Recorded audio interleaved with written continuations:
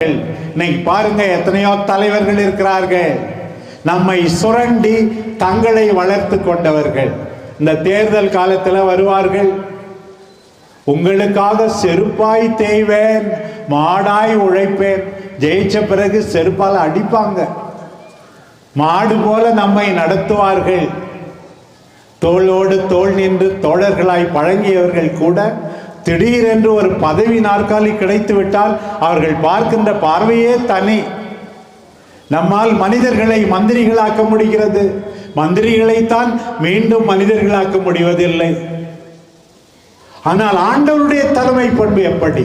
பணிபுரிகின்ற தலைமை பண்பு, மற்றவர்களுக்கு நல்லது செய்கின்ற தலைமை பண்பு, எல்லாரையும் ஏற்றுக்கொள்ளுகின்ற தலைமை பண்பு.